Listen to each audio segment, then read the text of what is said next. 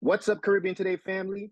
I'm here today with Dr. Latanya Benjamin, a double board certified and fellowship trained pediatric dermatologist and former Stanford University professor that founded Young Skin, a medical practice that provides specialized care for children with diverse skin types.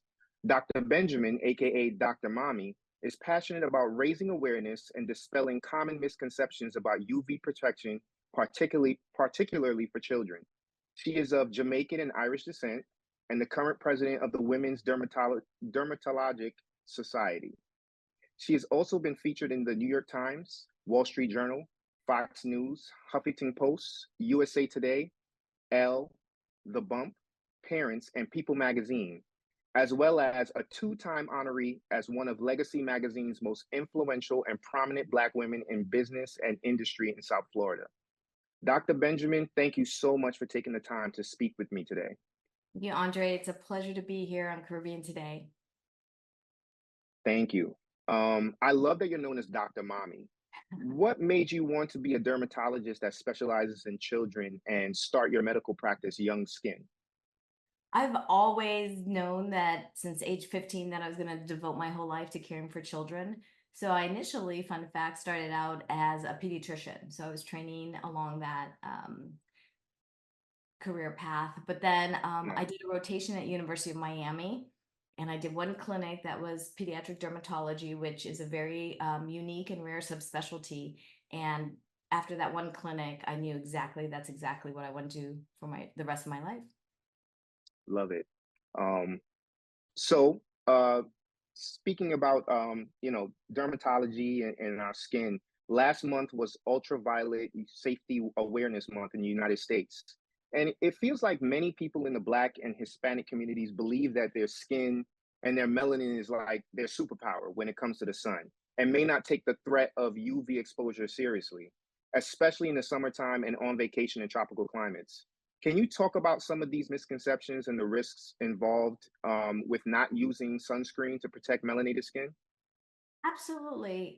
Despite all the knowledge we're gaining, we're still out there trying to teach that just having melanated skin is not sufficient enough to protect us from the UV damage that we're getting. So, as the ozone layer continues to get smaller, more ultraviolet light is penetrating to the Earth's atmosphere. And we're all human, we're all susceptible to the damages that we get from UV radiation.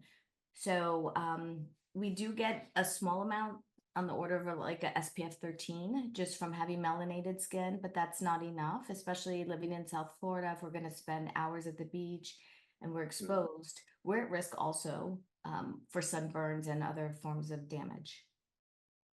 it's very true. So, going along with that, like, Black people and Hispanic people and just BIPOC people having, their melanated skin being their superpower. And we all know that saying, Black don't crack, but sometimes it does, depending on how you treat it. What are some best practices for daily care of melanated skin and protecting it from the sun for both adults and children? Correct. Now, sunscreen is one big factor, but I want to make sure that everyone understands the basics that just seeking the shade can do a big thing for us. So, for example, Mm, if I tell the children, if you're invited to a birthday party, try and find the picnic table that's under the tree, get some shade. If you're going to Target, find the side of the road that's lined by some trees. When you're going to the beach, sit under a beach umbrella and you could still enjoy yourself outdoors, but just kind of protected, right? Not everyone enjoys wearing sunscreen. For little babies, if you're going to Disney World and you have a canopy, put that over their heads when you're in a stroller. Things like broad brim hats when you go out fishing. J Lo was onto something when she wore her big floppy hats back in the day, right? So hmm we've got to wear the big hat to protect our skin, sunglasses, and clothing. So that, in addition to sunscreen, can make you safer. Another tip I like, for example, all of us, we tend to enjoy outdoor sports living in Florida. So if you're a golfer or you play tennis or you enjoy outdoor swimming, try and do it off peak hours. So not high noon, not, usually 10 to 4 is what we teach. So maybe in the evening, go play tennis and do those type of activities. Again, small measures that really add up. Nice. So exposure is kind of like the amount of exposure is a big factor as well. Like how how much exposure can the skin take before it's really at risk? That is an individual, Mm, susceptibility. For example, if you're of Irish descent and you have blue eyes and red hair and freckles, your ability to withstand UV damage is probably a lot lower from a genetic standpoint. But in general, for all of us, we would say to look at the UV index. So if you know mhm. today's going to be a really hot day, that's where you're going to protect yourself a little bit more than, for example, on a day that's, not as 100%, heat index out there. So I would say for all of us to check the heat index. Nice. And that's something that I feel like it's one of those things you hear it and you see the number and like my mom will talk about it, but I'll kind of be like, all right, it's hot. Okay. So it is something that's important to pay attention to and to really like plan for when you're gonna be out and about in the sun. Correct, correct. Hydrate, there's a lot of elderly men that will have heat stroke, on an Mhm. 18 round of golf, so bring water. Know if it's going to be a hot day to keep yourself well hydrated. And again, if you're just hanging out at the ball game, or between, certain times where you can actually just kind of seek the shade and step out of, basking in the sun, that's always helpful too. Nice. Thank you. Now, I feel like historically there's been a lot of mistrust in the Black and Hispanic communities when it comes to the medical industry, especially when it comes to like doctors going to hospitals and some of the diagnoses. A lot of those communities will say, well, we'll say that something's happening, and we're told that what we're feeling and what we're thinking is not correct. Um, do you experience any of that kind of discourse with dermatology or not so much? That is a big discussion in our medical community and our specialty for sure. We understand that there are biases and that can translate into the medical practice like any other field. And so, myself and others, we're really teaching and advocating.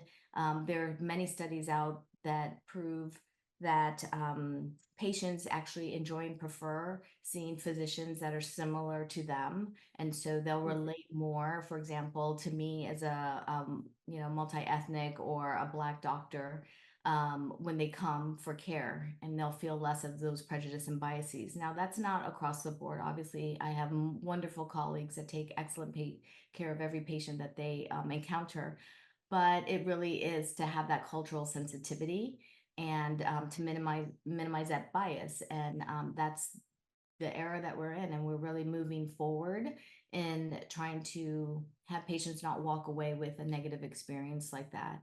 A lot of that I find in medical research. I do research in my practice, that it's important for us as a community to realize that this is advancement in science, not to experiment or to harm. I mhm. take care of children, so my families really entrust a lot in me as a physician, more so to hand over their child, so to say, to medical research.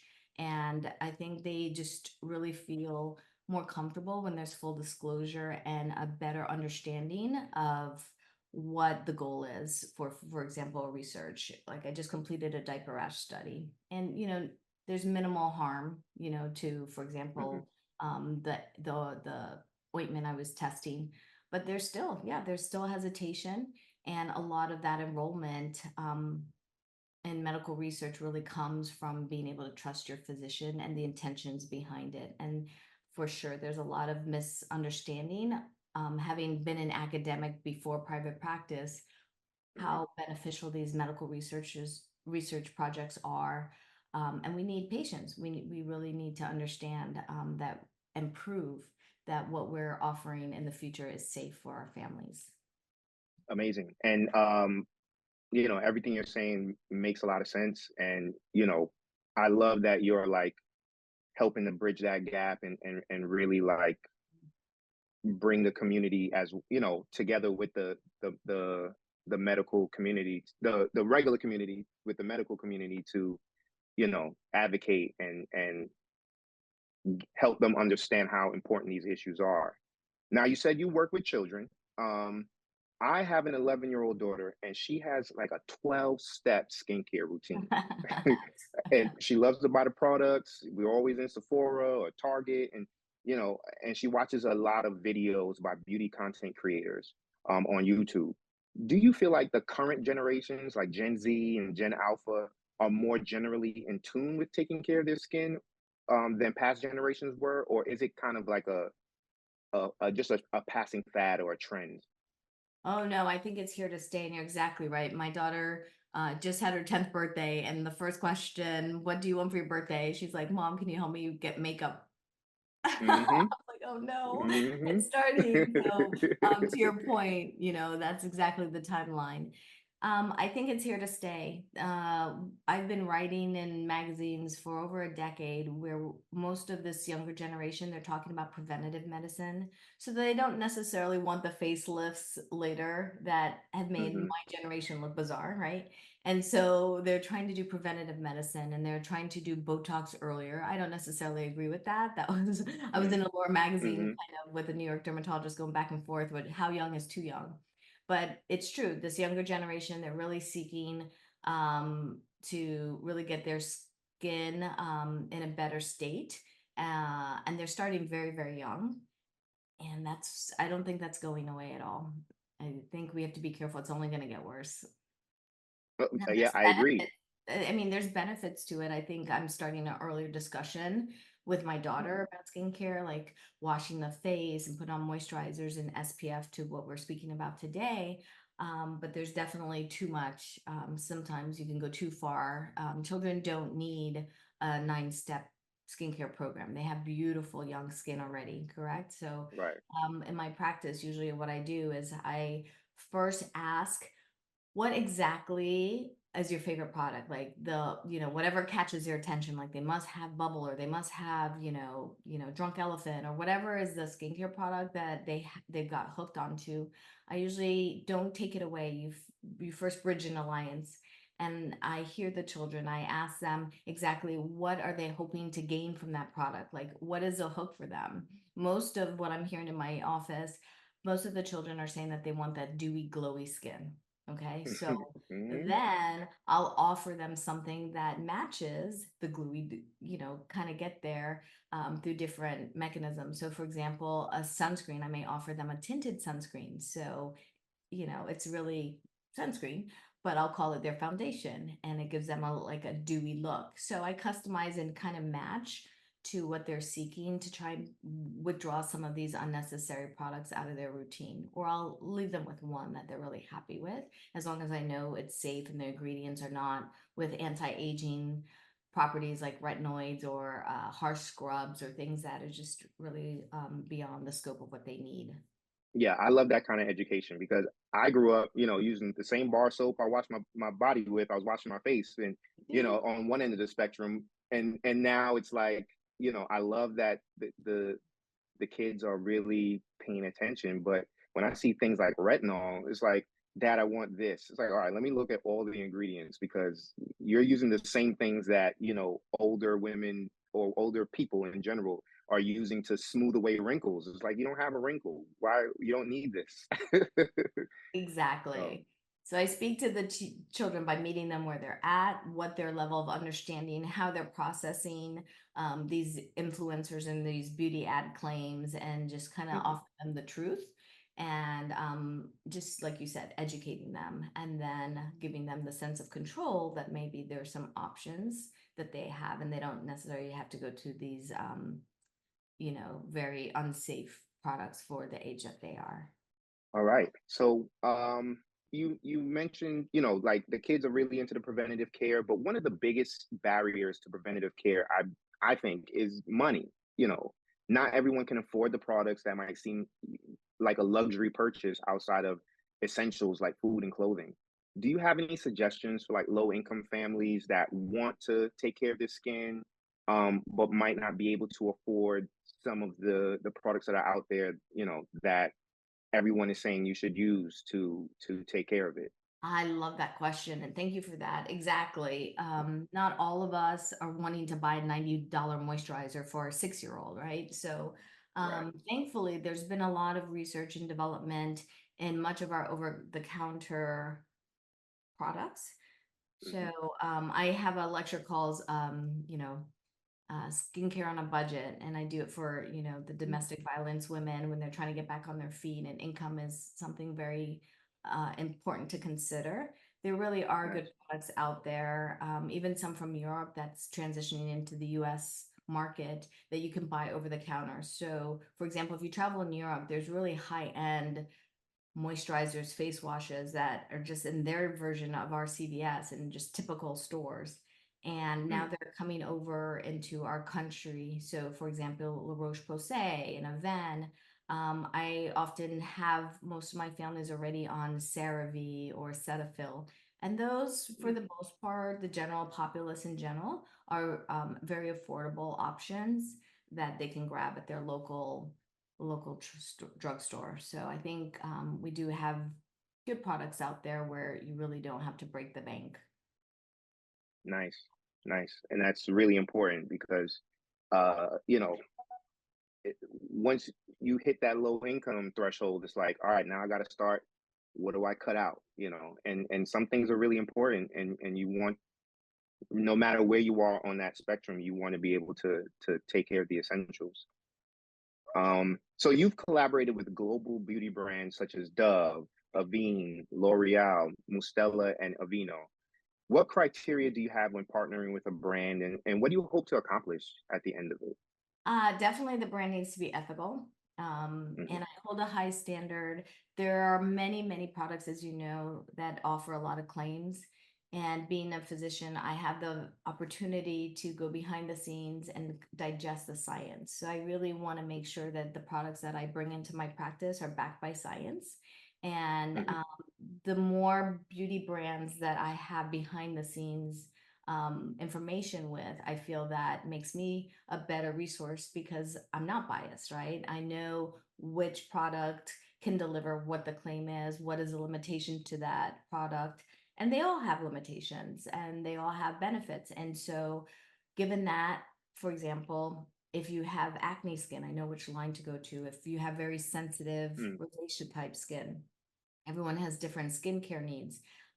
And so giving all that exposure that allows me to customize the essential products that the families need. And more so when you're starting very young and introducing chemicals that could be in a product into a very young child. Having a background as a pediatrician, safety is always my number one. So I always want to make sure what I'm offering or educating is really safe, and I think that's why I participate in a lot of medical research because that's my biggest thing. You have to prove that safety to me before I can extend that to recommendations for someone else. Love that. Love that. So what's next for Dr. Benjamin and Young Skin, and anything else you have going on? Is there any new initiatives, anything cool on the horizon? Absolutely. So I am working to deliver so much new information that is going to break very soon into our communities and let them be aware. So for example, I just came back from Seattle 48 hours ago at our Academy of Dermatology summer meeting, and I lectured on controversies in sunscreens. And you'll be surprised, even dermatologists have been duped in some areas regarding what's safe and really what's in our sunscreen. So I did a deep dive onto that. And we've got a lot of, a long way to go, and I enjoy the educational aspect. I'm always on the podium and lecturing throughout the country. And so Nice. that is something that I always have on the horizon, my next talk somewhere around the country. And so I like families to keep up with me on Dr. Mommy. So my Instagram handle is drmommy.derm, as in dermatology. So it's drmommy, MOMMY.derm. And so this is now where I'm going to use that platform. The only reason I have the platform to kind of peel off this information to reach more folks. And that's important to me. And as far as what's on the horizon, my practice young skin, it's organically evolving and I love it because now mothers are coming to me. You know, they've had the third child and it's the first time they want to take a moment and really turn inwards and focus on self-care for themselves beyond their children. You know, they come to me for usually an issue for their child and then that gets cured or better and then they're pleased and happy and then they're like, well, you think you could do this? Or, you know, they have something. So it's grown into a practice for mothers and children. And now the husbands are coming along and so it's becoming this beautiful organic things. But to the point, even when you get skincare through an adult dermatologist, they're not necessarily factoring in, are you pregnant? Are you trying to become pregnant? You know, what stage are you in life? So I have these women of childbearing age or professional moms and I get the opportunity to sit there and talk with them and kind of see what they're planning and making sure, well, for now, since you know you're trying to have a baby, let's stick with these safer ingredients and then we can morph into something more after, you know, your last child, things like that. So I have these really beautiful discussions and I feel privileged and honored because I don't have that fast pace practice where you're in and out within 10 minutes. I really Mm, sit down and get to learn about my patients and now their families and really do something meaningful for their families where it's not just spewing out recommendations, but knowing what's actually practical for them, what's going to work. So, for example, I'll have moms come in and they'll say, oh, you know, I wear sunscreen. I get my kids to wear sunscreen, but there's no way I'm going to get my husband to wear sunscreen. He won't just, and the worst, he's a construction worker. He's out in South Florida sun every day, mm. but I can't get him to wear sunscreen. And then I'll show them, well, did you know you can actually take sunscreen in a pill? And you can, you know, guys don't mind popping a pill, but they don't want to put lotion all over their face. And so I'll offer some solutions to what makes sense for the family. So the guys love it. I have this wonderful from Spain antioxidant capsule that has some good science and how they can get photoprotection as a oral supplement. So you know, I get a chance to listen to the families and make a difference. I believe, and that's so meaningful to me each and every day. Love it. I love it. Thank you so much, Dr. Benjamin. Thank you for everything you do, everything you've accomplished. If you're in the South Florida area, please check out Young Skin for the whole family, it seems, not just your children. The whole family can get treated at Young Skin. Absolutely. Follow Dr. Benjamin on Instagram, drmommy.derm, DERM. And thank you. I hope we get to speak again. And That would be my pleasure. I appreciate your time. Thank you. It's been a pleasure.